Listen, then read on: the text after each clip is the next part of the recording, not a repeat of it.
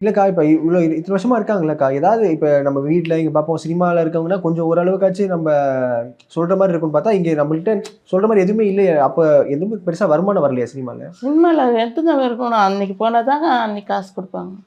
அவர் ஃபைட்டரா போறாரு. அன்னைக்கு 3000னா, 2000னா அது கூட ஒரு நாள் கூட வரும். ஒரே நாள் கூட தான் வரும். ஓகே. ஒரு அ நாள் வேல. ஒரே நாள் வேல. அது வச்சுன்னு என்ன பண்றது? 4 பேர் சாப்புட்ணும், போணும், வெளியில வரணும் அப்டின்னா என்ன பண்ண முடியும்? வேற எதுவும் வேலைலாம் அவர் செய்றாரா? செய்யல. இதுதான் சினிமா தான் அவருக்கு உயிரா இருந்தது.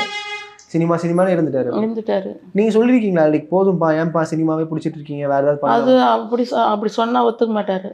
எனக்கு சினிமா தான், சினிமா ஃபீல்ட்ல போய் நானு ஸ்டுடியோ மண்ணால தான் நிக்கணும் அப்படின்னு தான் சொல்லுவாரு. இப்போ கூட அவரு ஒரு 10 இவரு உடம்பு முடியாது போயிட்டு பார்த்துக்குனா, "நீ கவலைப்படாதம்மா, நான் சினிமால போய் நின்னு முதல்ல உனக்கு வாஷிங் மிஷின் எடுத்து குடுக்குறேன்."